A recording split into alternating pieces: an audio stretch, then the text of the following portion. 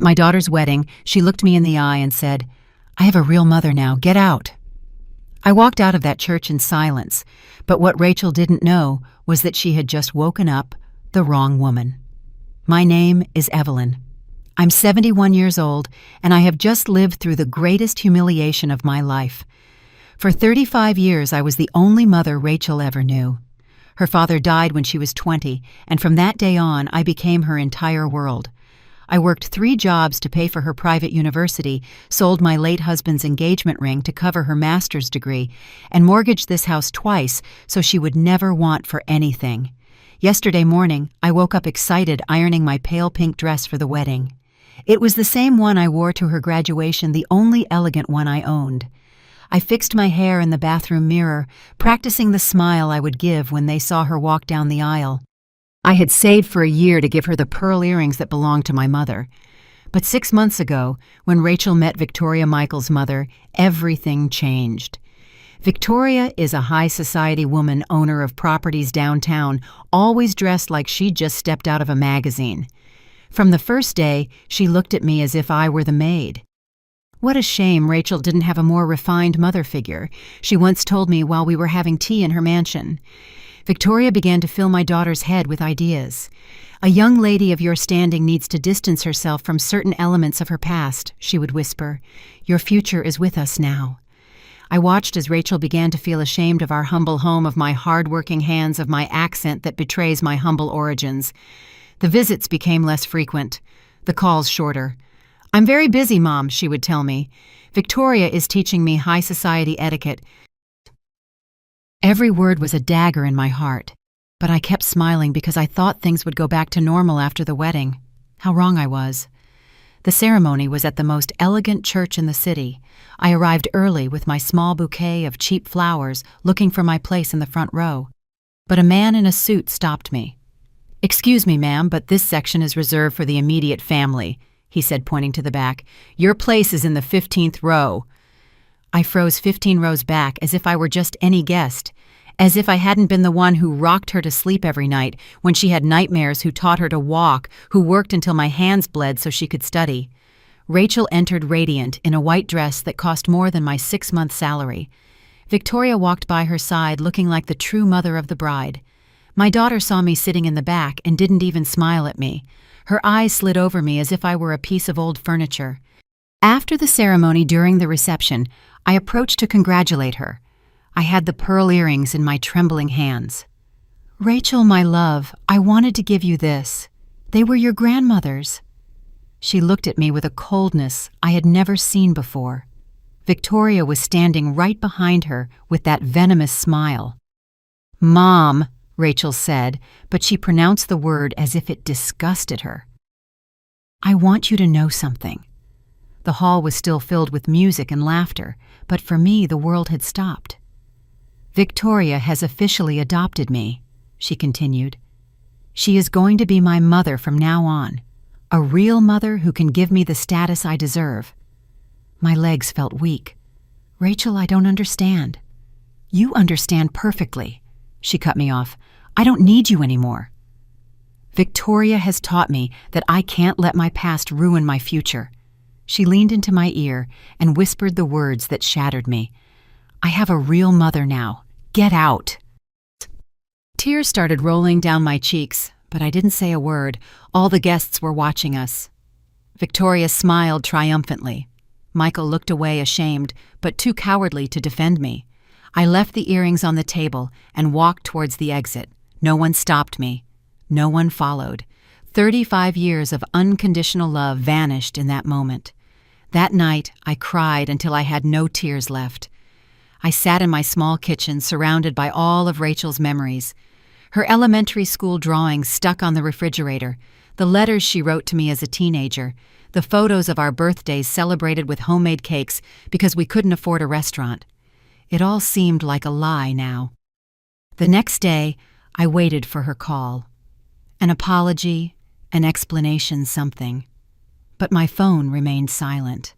I dialed her number 3 times, but it went straight to voicemail. I wrote her messages that she never answered. "Rachel, please let's talk. I'm your mother." "My love, I don't understand what happened. I love you no matter what you said." Nothing. Absolute silence. A week later, an envelope arrived at my door. It was from a fancy law firm. Inside was a letter that chilled my blood. "Dear Mrs. Evelyn Miller, this letter is to inform you that Miss Rachel Victoria Delacroix has decided to legally change her last name and sever all family ties with you." Delacroix. She had taken Victoria's last name, erasing any trace of me from her identity. The letter continued. "Furthermore, you are hereby informed that all benefits, life insurance policies, and inheritances that might have been yours have been transferred to Mrs. Victoria Delacroix, who now acts as her legal mother. My name had been removed from everything. From the $2 million life insurance policy I had been paying for years, from the emergency fund I had built penny by penny, from the joint savings account where I kept money for our future vacations. I couldn't breathe. Not only had I lost my daughter, I had also lost the $30,000 I had saved in that account. Everything I had spent years putting together was now in Victoria's hands. The days turned into a silent hell. Without the insurance income Rachel used to help me pay, and without the savings from the joint account, I couldn't cover the mortgage. The bank notified me that I had 30 days to catch up, or I would lose the property. The same house where I raised my daughter alone, where every wall held our memories, where I thought I would grow old in peace. I had to pack my few belongings and move into a cheap motel on the outskirts of the city. The Sunset Motel had damp stains on the walls, a bed that creaked with every movement, and the constant noise of traffic that wouldn't let me sleep. I paid $150 a week, money that came from my small widow's pension. In the mornings, I would walk to the corner diner, where a cup of coffee cost $3. I would sit at the same table by the window, watching happy families pass by, mothers with their adult daughters, arm in arm, shopping together, laughing together. What I thought I would have forever. One afternoon, desperate to hear Rachel's voice, I went to her new house. Victoria had given her a mansion in the most exclusive neighborhood as a wedding gift. I stood in front of the Golden Gate, looking at the illuminated windows, imagining my daughter having dinner with her new family. I rang the bell. A maid opened the gate. "I'm looking for Rachel," I said with a trembling voice. "I'm her mother." The woman looked at me with pity. "I'm sorry, ma'am, but I have orders not to let you in." Miss Rachel was very clear. "You are no longer welcome here." My knees almost gave out. My own daughter had given orders to treat me like a dangerous stranger. I walked away from that gate feeling smaller than ever, walking alone through those elegant streets where I clearly didn't belong. Back in my motel room, I sat on the edge of the bed looking at an old photo I had managed to save. Rachel was 8 years old. She was hugging me after her school play. I had skipped work to go see her perform as a princess. "You're the best mom in the world," she had told me that night. "I love you more than anything." Now those words sounded like cruel jokes of fate. The following days were a routine of survival. I would wake up, have a cheap granola bar for breakfast, and go out looking for a job at 71 when no one wants to hire an old woman. I would return to the motel at dusk, buy something to eat at the gas station mini-mart, and lie down wondering how I had gotten to this point. One night, while trying to sleep in that uncomfortable bed, I heard laughter through the thin walls. A family was celebrating a birthday in the next room. "Happy birthday, sweetie," a mother shouted to her adult daughter. "I love you so much." The sound of their happiness was like salt in my open wounds. I got up and went out to the motel's small balcony. The city glittered in the distance, full of lights and life, but I felt completely disconnected from all of it. I had given everything for my daughter. I had sacrificed my youth, my comfort, my dreams, and now I was here alone, without money, without a home, without a family. For the first time since the wedding, I felt something other than sadness. A spark of something darker began to grow in my chest. It wasn't just pain, it was a kind of awakening. Rachel and Victoria thought they had destroyed me, that they had taken everything that mattered. But they were wrong. Because there are things they didn't know about me, things I had kept hidden for so many years that I had almost forgotten them myself. The next morning, I decided to do something I hadn't done in decades. I searched through the few things I had managed to save from my house. I had a small suitcase with important documents, photos, and some old papers I had never bothered to review completely. I sat on the floor of the motel room and spread everything out on the stained carpet. There was my marriage certificate yellowed with time, mine and Rachel's birth certificates, the deeds to the house I had just lost, and at the bottom of it all, wrapped in a plastic bag that had already turned brittle, I found something that made me stop cold. It was a thick envelope with a notary's seal. I had saved it when my husband died 15 years ago, but in the midst of the grief of widowhood and the desperation of raising Rachel alone, I had never fully opened it. I had only read the first page, which talked about his life insurance and some minor belongings.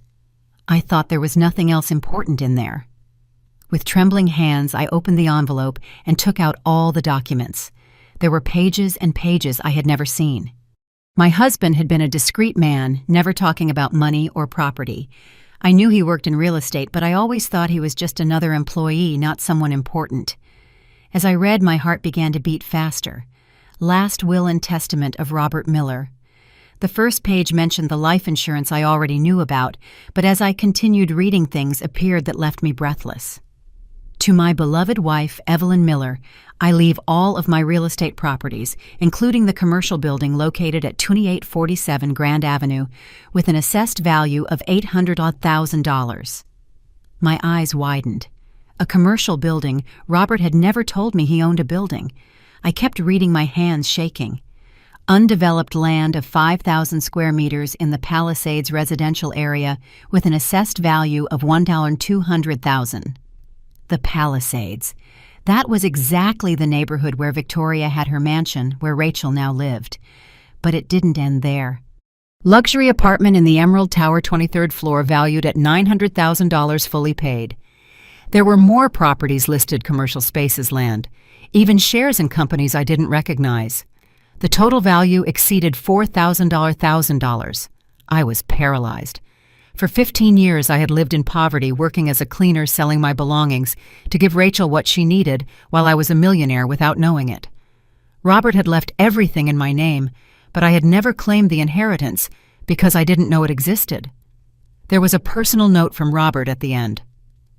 My dearest Evelyn, if you're reading this, it's because I'm no longer with you. I worked my whole life buying properties under shell companies to protect our family. Everything is in your name now. I used the pseudonym Eleanor Vance on the legal documents to maintain privacy. The lawyer Ernest Miller has all the details. I trust you will use this inheritance wisely. I love you forever. Eleanor Vance.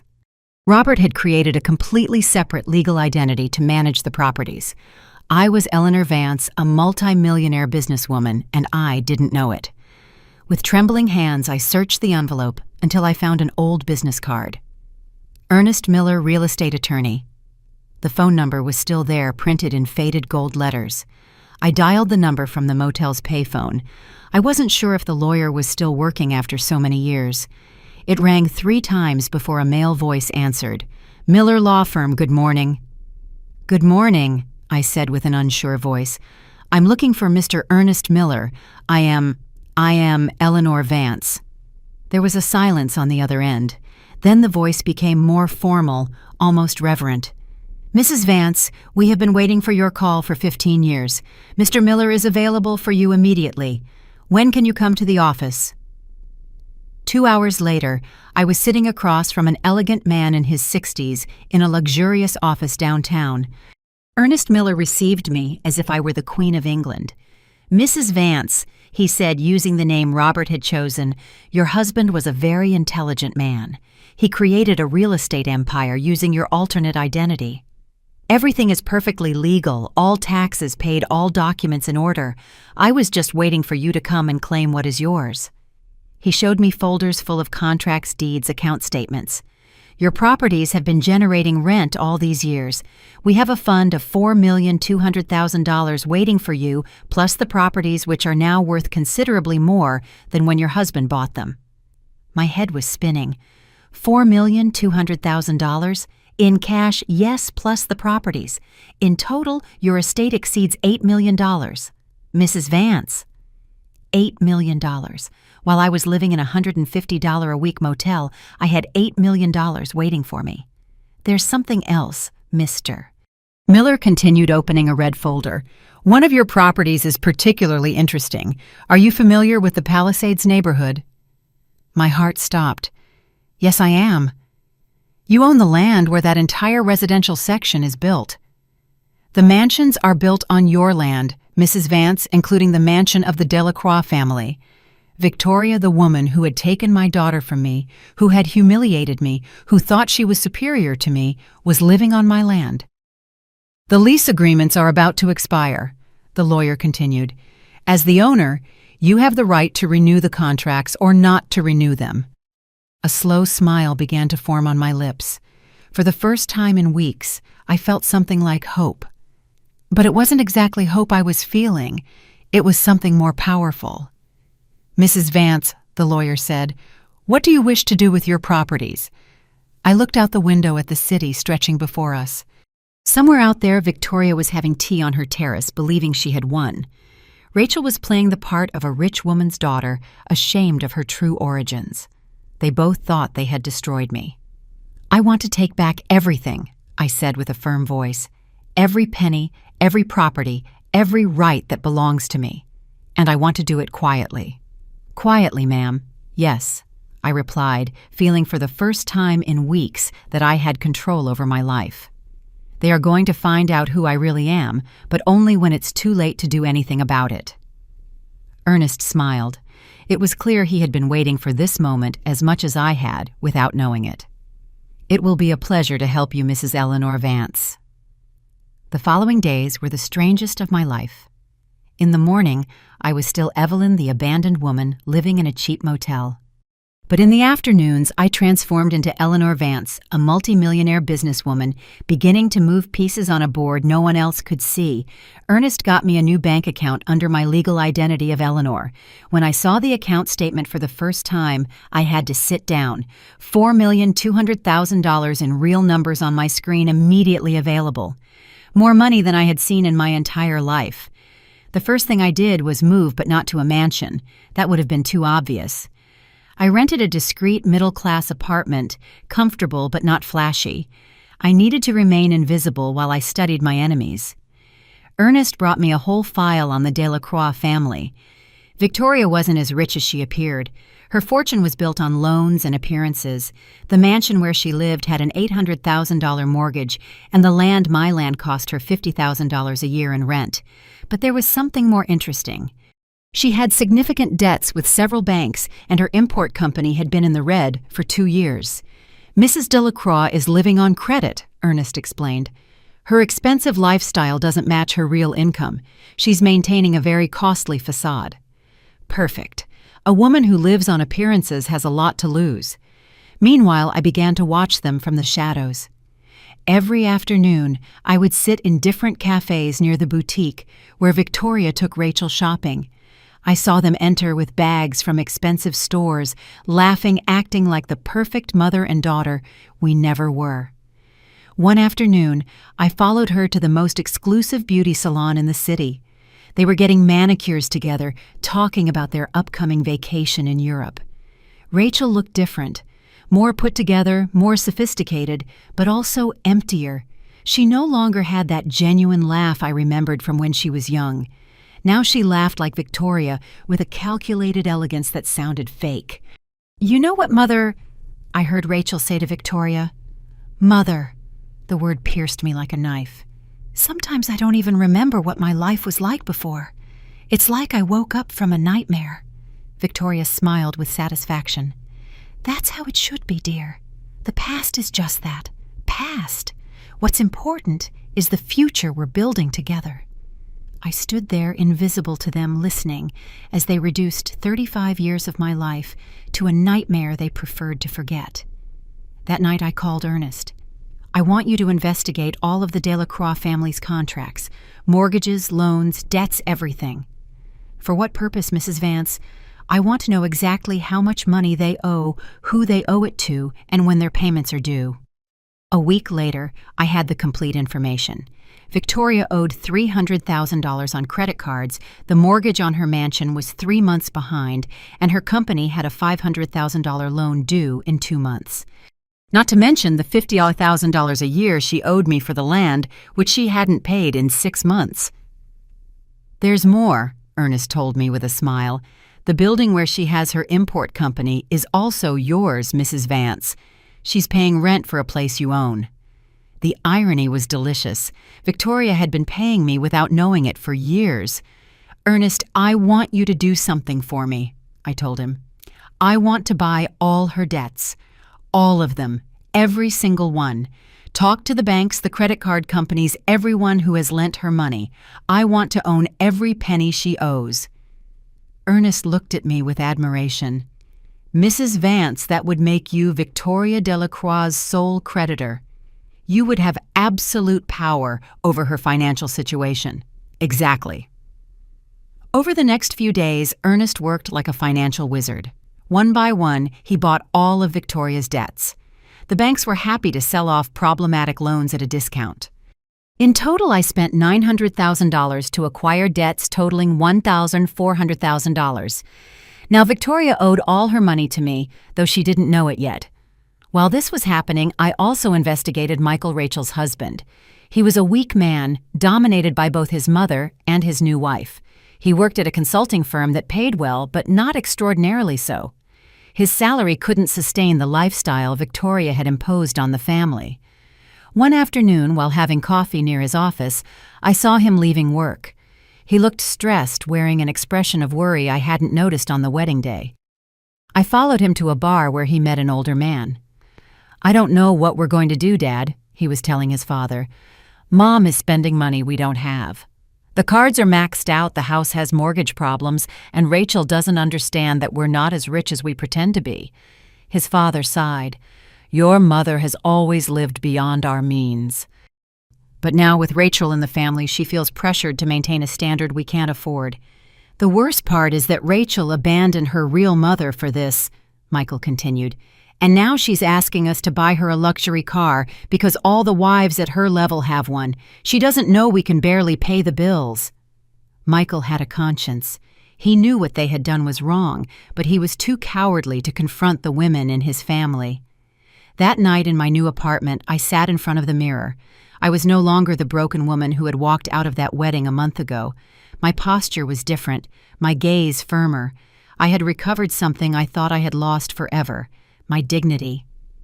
I picked up my phone and dialed Ernest's number. "Mrs. Vance, how can I help you?"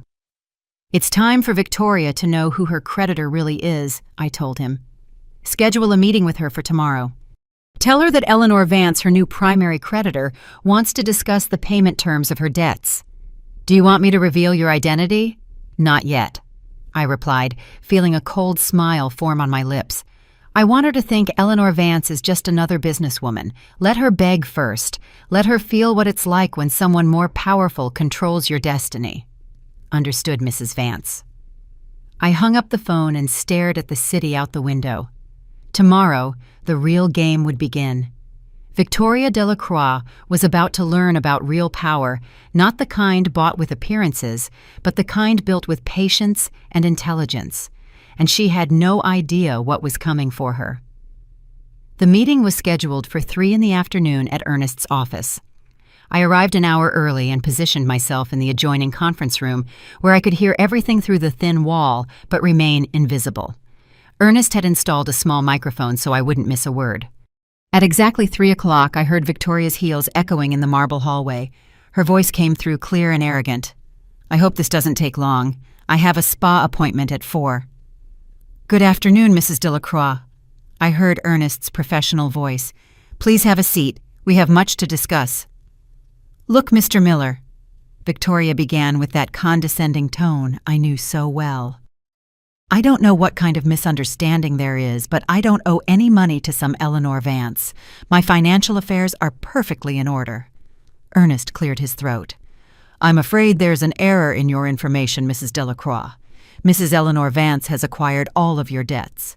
Your mortgage with National Bank, your credit cards with Chase and American Express, your company's business loan with Santander, and of course the overdue rent on the land where your residence is built." There was a silence that lasted several seconds. When Victoria spoke again, her voice had lost all its previous arrogance. "How is that possible? The banks can't sell my debts without notifying me." "Yes, they can, Mrs. Delacroix, when the loans are significantly in default. According to our records, you owe a total of $1,400,000 to Mrs. Eleanor Vance. Your situation is delicate." "This is ridiculous." I heard Victoria stand up from her chair. "Who is this Eleanor Vance? I've never heard that name in business circles." "She is a very discreet businesswoman, Mrs. Delacroix. She prefers to keep a low profile, but I assure you she is completely legitimate. In fact, she is one of the most important real estate owners in the city. I want to speak with her immediately. I'm afraid that won't be possible today. Mrs. Vance is currently evaluating her legal options. However, she has authorized me to offer you a payment plan." Victoria fell silent, waiting. "You have 30 days to pay the full amount of the debt, or Mrs. Vance will proceed with the seizure of your properties and the foreclosure of the mortgage." 30 days? That's impossible. Who has $1,400,000 available in a month? Those are the terms Mrs. Delacroix, although Mrs. Vance did mention she might consider alternative terms if you are willing to make certain concessions. "What kind of concessions?" "First, the immediate vacating of the land in the Palisades. Second, the transfer of your import company as part of the payment. And third, a public apology for certain social indiscretions." I couldn't help but smile. Ernest was following the plan we had discussed perfectly. "Social indiscretions? What are you talking about?" "Mrs. Vance is aware of situations where you have inappropriately interfered in the family relationships of others. She considers this morally reprehensible." Victoria was silent for a long moment. I could imagine her trying to process all the information. "I need time to think," she finally said with a trembling voice. "Of course. You have until noon tomorrow to give me an initial response. After that, Mrs. Vance will proceed with the corresponding legal actions." I heard Victoria's footsteps leaving the office, but this time they weren't the confident heels from before. They sounded hurried, nervous. 10 minutes later, Ernest entered the room where I was waiting. "How did I do, Mrs. Vance?" "Perfectly," I told him. "Did you notice how her voice changed when she realized she had no control? Yes, she went from arrogance to panic in a matter of minutes. What do we do now? Now we wait. And in the meantime, we prepare for the second phase." That night, I set in motion the most delicate part of my plan. I had hired a private investigator to monitor Victoria and Rachel's phone conversations. It wasn't entirely legal, but Ernest had contacts who could do these things discreetly. At 8 o'clock, I received the transcript of the call Victoria had made to Rachel as soon as she got home. "Rachel, we need to talk urgently." "What's wrong, Mother? You sound upset." "We're in serious financial trouble. There's a woman named Eleanor Vance who has bought all our debts. She wants the full amount in 30 days or she takes everything." Eleanor Vance. I've never heard that name. How much money? $1,400,000. There was a long silence. "Rachel, are you there?" "Yes, I'm here. It's just, Mother, where are we going to get that much money?" "I don't know. Your husband earns well, but not that well, and my business has been slow." "What's going to happen to the house, to our lifestyle?" "I don't know, dear. Maybe we'll need to make some adjustments." "No, I can't go back now. I've already told all my friends I have a new life. I can't suddenly show up living like before." "Like before? Like when she lived with me," I thought bitterly. "Calm down, Rachel. We'll find a solution. What if we ask Michael's father he has money?" "No, I already tried. He's also worried about his own finances. He says he can't help us with such a large sum." "Then what are we going to do?" "I'm going to talk to this Eleanor Vance. I'll see if I can negotiate something. In the meantime, you need to talk to Michael. See if he knows anyone who can lend us money." "Okay, but Mother, promise me we won't lose everything. I can't go back to that life. That life. The life with me. the life where she was loved unconditionally but didn't have mansions or luxury cars. The call ended there, but it was enough. Victoria was desperate, and Rachel was more worried about maintaining her new image than solving the real problems. The next day at 11 in the morning, Victoria called Ernest's office. "Mr. Miller, I've been thinking about Mrs. Vance's proposal. I need more time, and I would also like to meet her personally."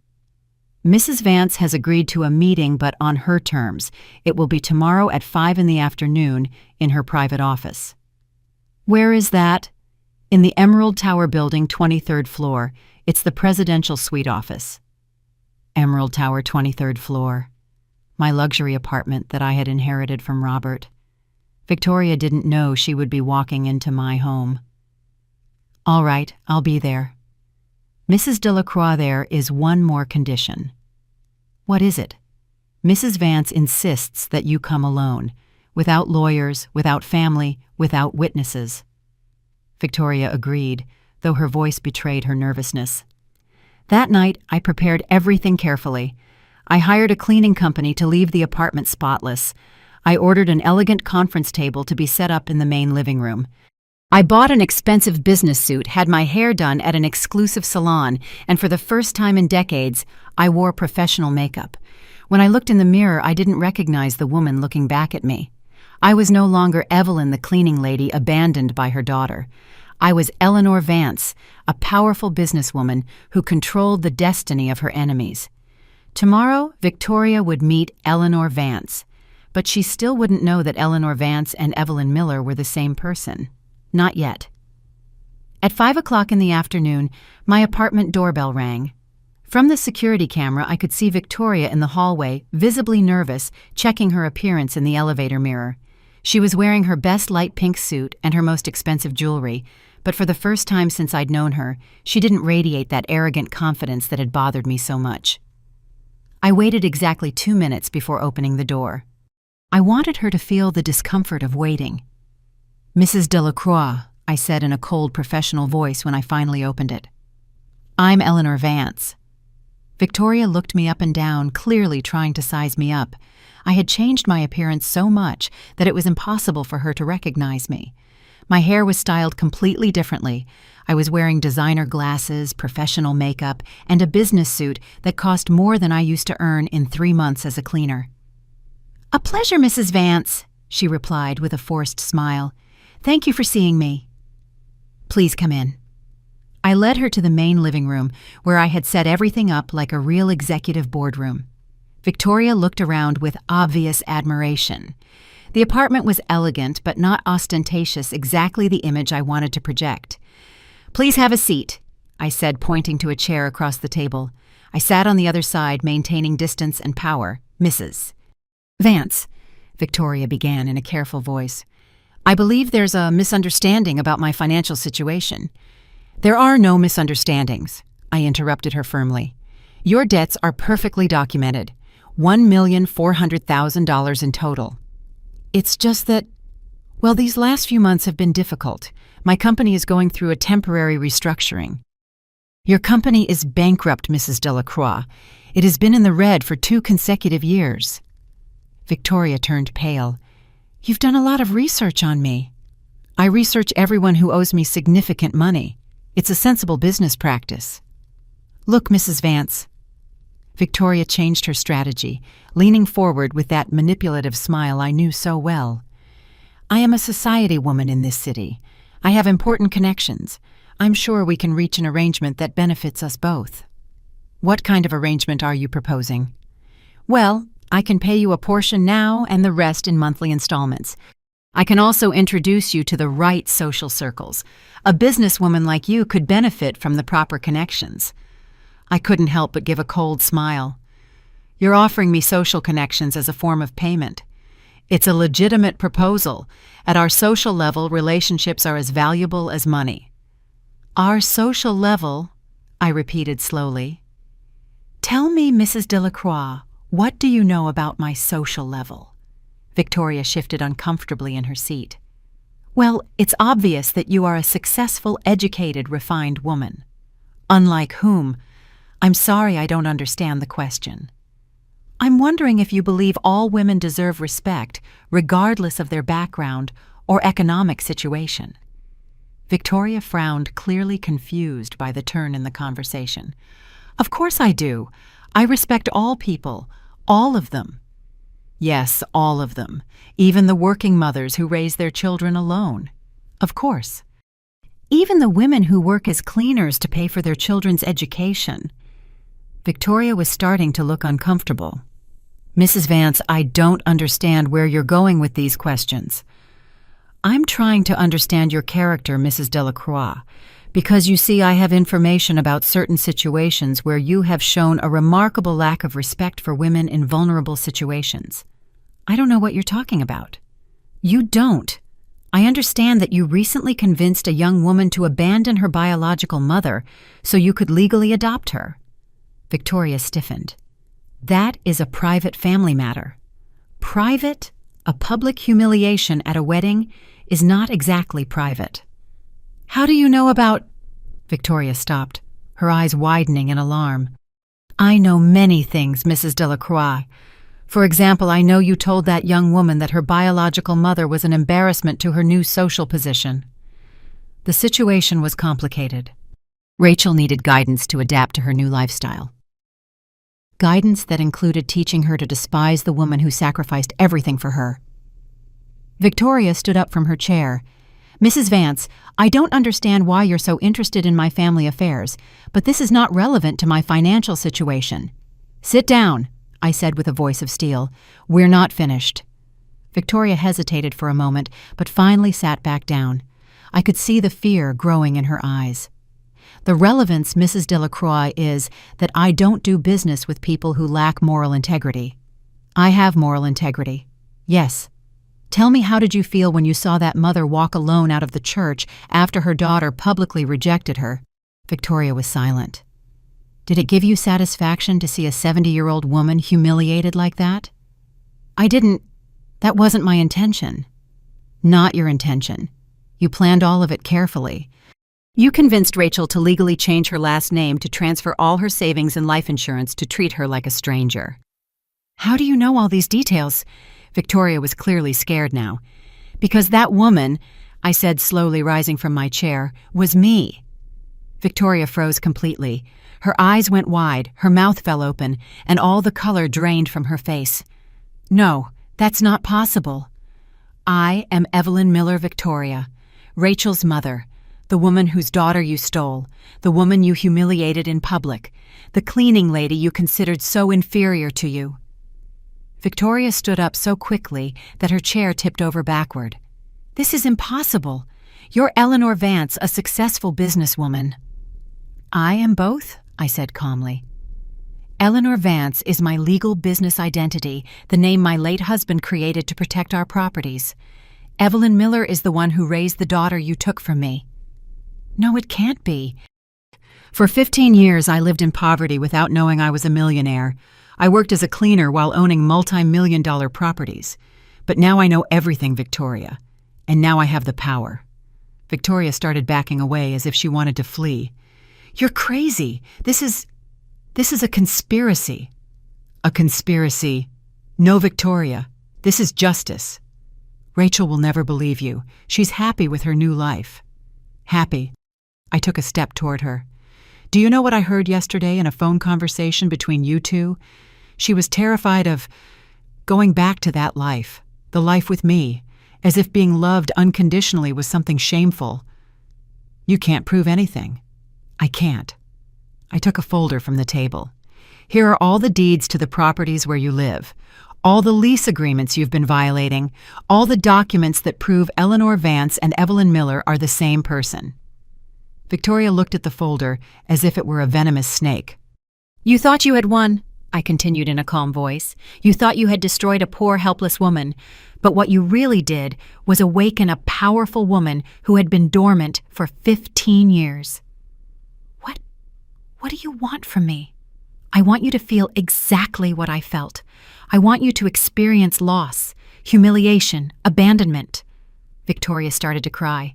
"Please don't do this. Can I give Rachel back?" "Give back." I looked at her with contempt. Rachel is not a piece of property to be returned. She is my daughter, and she will have to decide for herself who she really is.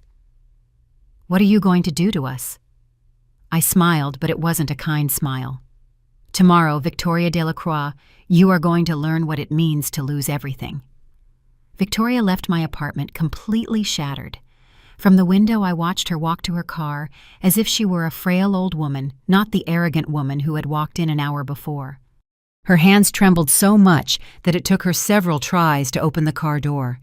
I didn't sleep that night, not because of nervousness, but because of anticipation.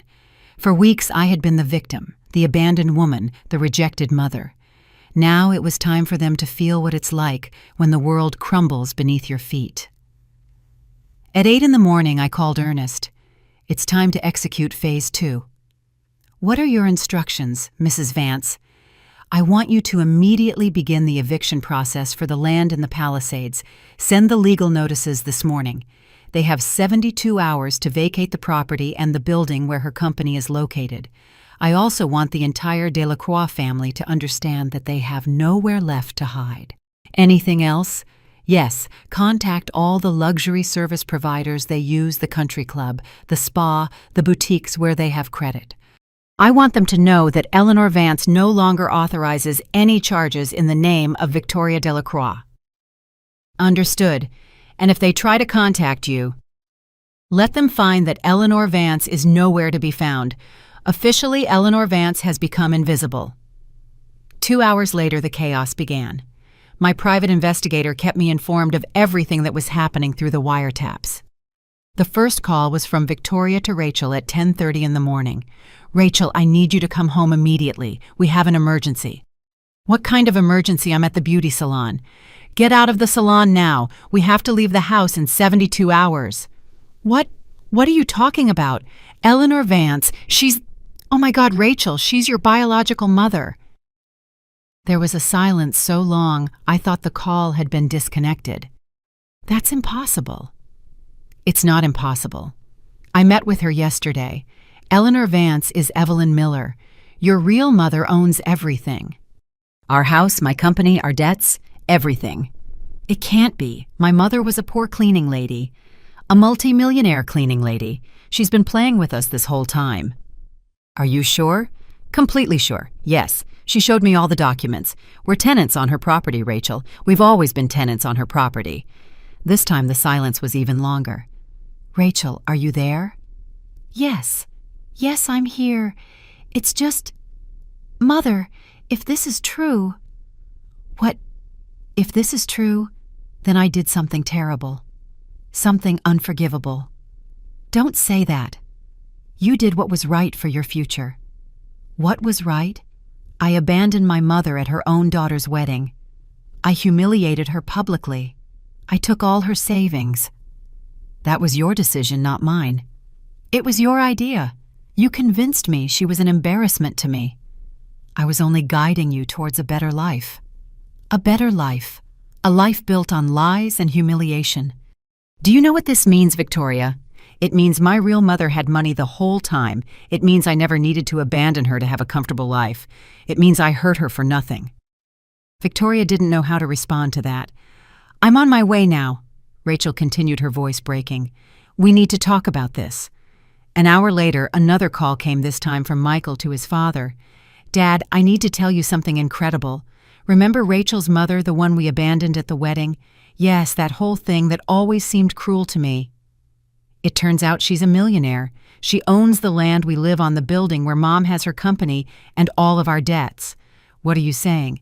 That we've been living on the property of the woman we publicly humiliated, and now she's kicking us out? Michael, that can't be true. It's true, Dad. Mom just confessed everything. She said she met with her yesterday and that Eleanor Vance is actually Evelyn Miller. My God, and what are you going to do now? I don't know. Rachel is completely devastated. She says she needs to find her real mother and ask for forgiveness. Maybe that's the right thing to do. Yes, I think so. But Mom is furious. She says Rachel is being emotionally manipulated. At 2 p.m, my phone rang. It was a number I didn't recognize. Eleanor Vance speaking. It was Rachel's voice, but it sounded completely different. Broken, vulnerable, like the little girl I remembered. "Who is this?" It's Rachel. Rachel Miller." She had started using my last name again. Could we talk?" "About what?" "About everything. About what I did. About who you really are. About whether there's any way to fix this." "Where is Victoria?" "I don't know. She left after our argument. I think she went to talk to lawyers to see if she can stop the eviction." "And what do you want Rachel?" There was a long pause. "I want to see my real mother. I want to ask her for forgiveness for the most terrible thing I've ever done in my life." "Your real mother is dead," I told her coldly. "She died the day you abandoned her in that church." "Don't say that, please." "Why not? It's the truth. The woman who raised you, who sacrificed everything for you, who loved you unconditionally, that woman no longer exists. Eleanor Vance is someone different." "Please." Her voice broke completely. "I know I don't deserve forgiveness. I know what I did was unforgivable, but I need to try to fix it." "How do you plan to fix 35 years of love that you destroyed in 5 minutes?" "I don't know," she cried. "I don't know, but I have to try." I listened to her cry for several minutes. A part of me, the part that was still Evelyn, wanted to comfort her, but Eleanor Vance was stronger. "Tonight," I finally said, "at 8 in the park, where we used to go when you were little, the one by the lake. You'll come. Someone will come," I replied. "Whether that person is your mother or Eleanor Vance will depend on what you have to say." I hung up the phone and stared out the window. The game was reaching its climax. Victoria had lost all her power. Rachel had woken up to reality, and I had to decide if I wanted complete revenge or if there was anything left of the mother I had once been. That afternoon, as I prepared for the meeting, I received one last call from my investigator. "Mrs. Vance Victoria Delacroix just arrived at National Bank. She's trying to get an emergency loan using properties that no longer belong to her as collateral." "Did they give her the loan?" "No. When they verified the ownership of the assets, they discovered everything is in the name of Eleanor Vance. They threw her out of the bank." "Where is she now?" "In her car in the bank's parking lot. She's been crying for 20 minutes. For the first time in weeks, I felt no satisfaction hearing about Victoria's suffering. I felt empty, as if revenge wasn't as sweet as I had imagined. It was time to face my daughter. I arrived at the park half an hour before the meeting. It was the same place I used to take Rachel when she was a little girl, where I taught her to ride a bike, where we celebrated her birthdays when we didn't have money for big parties. The memories hit me like waves. Her laughter as I pushed her on the swings, her tears when she scraped her knees, her spontaneous hugs when she told me I was the best mom in the world. I sat on the same bench where we used to feed the ducks. The lake reflected the city lights, creating an atmosphere that would have been romantic if it wasn't so heavy with pain. At exactly 8 o'clock, I saw a figure walking slowly down the path. It was Rachel, but she looked completely different from how I had seen her in recent months. She wasn't wearing her elegant clothes or her expensive jewelry.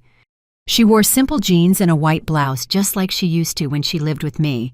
Her hair was pulled back in a simple ponytail, without the sophisticated hairstyle Victoria had imposed on her. She approached the bench slowly, as if she were afraid I would disappear. Her eyes were red and swollen from crying. "Mom," she said in a small voice, using the word she had so cruelly rejected weeks ago. I didn't answer immediately. I looked at her for a long moment, studying her face. I could see the little girl she had been, but also the woman who had chosen to hurt me. "Sit down," I finally said. She sat at the opposite end of the bench, keeping her distance. Neither of us spoke for several minutes. We just listened to the sound of the water and the distant traffic. "I don't know where to start," she finally murmured. "Start by explaining to me how it's possible for my own daughter to look me in the eye and tell me she didn't need me anymore." Rachel began to cry silently. I didn't want to hurt you. Victoria had been filling my head with ideas for months." "What kind of ideas?"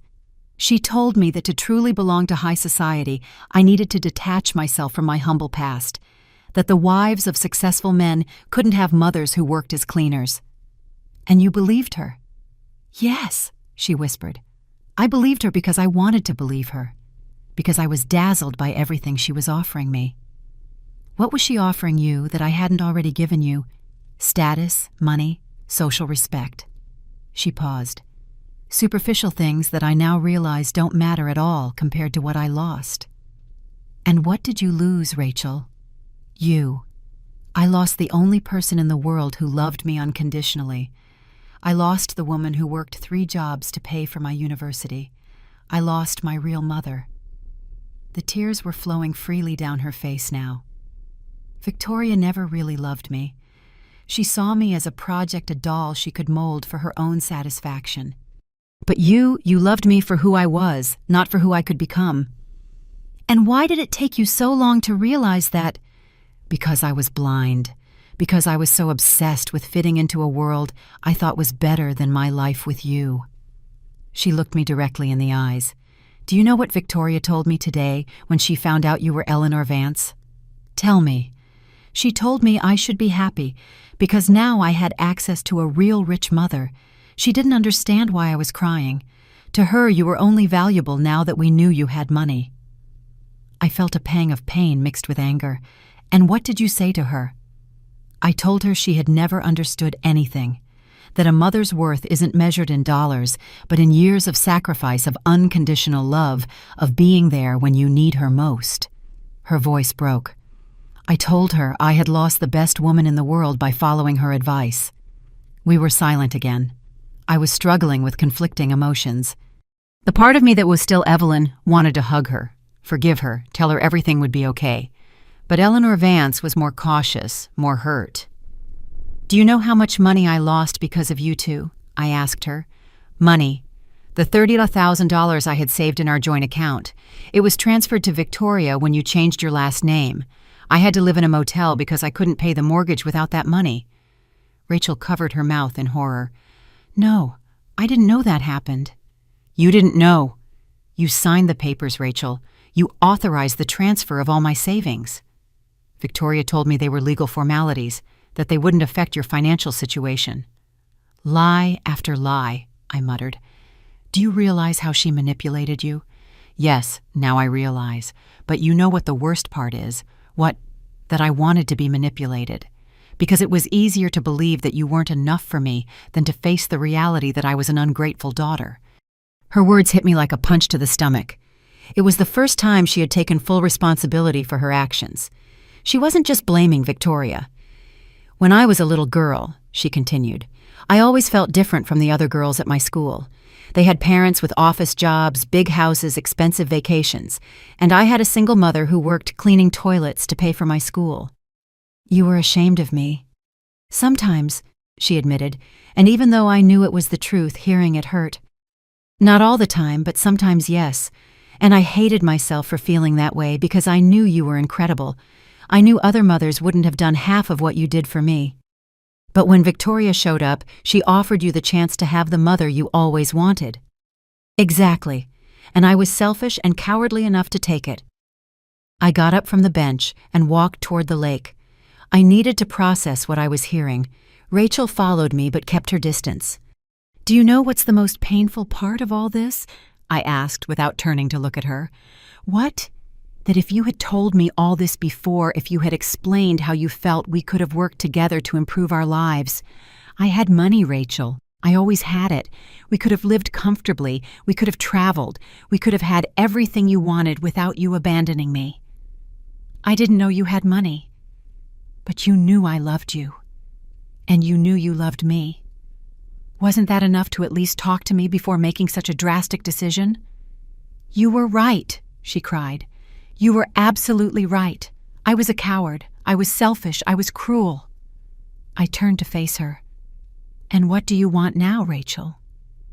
"What do you expect from this conversation?" "I don't expect anything," she replied. "I don't expect your forgiveness because I know I don't deserve it. I don't expect things to go back to the way they were because I know that's impossible. I just wanted you to know that I realized the magnitude of what I did and that I would give anything to be able to undo it. Anything. Anything. Would you leave Michael? Would you give up your new life? Would you go back to living with me in a humble apartment as if nothing had happened? She hesitated for only a second. Yes. Even if it meant publicly admitting you were wrong, even if your new high society friends turned their backs on you. Yes, she answered more firmly. I would rather be poor and despised with you than rich and respected without you.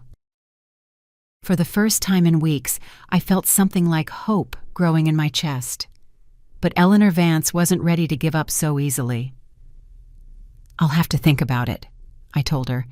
This conversation doesn't erase what happened. I know. I'm just asking for a chance to show you I can be the daughter you always deserved. There will be a meeting at Victoria's house tomorrow, I told her. The lawyers are going to execute the eviction. If you really want to prove something to me, show me whose side you're on when the time comes. The morning of the eviction, I arrived at the Palisades mansion at 9 o'clock sharp. Ernest accompanied me with a folder full of legal documents and 2 court officers. I had decided to be present as Eleanor Vance, not as Evelyn. I wanted Victoria to see exactly who held the power now. The mansion looked different in the morning light. It was no longer the symbol of unattainable luxury that had intimidated me months ago. It was simply a house built on my land, occupied by people who owed me $1,400,000. Victoria opened the door before we even rang the bell. She looked terrible with deep, dark circles under her eyes, disheveled hair and the same wrinkled clothes from the day before. She had aged 10 years in 2 days. "Good morning, Mrs. Delacroix," I said in a professional voice. "We are here to execute the legal eviction from this property." "This is unfair," she said in a hoarse voice. "You're using your money for revenge.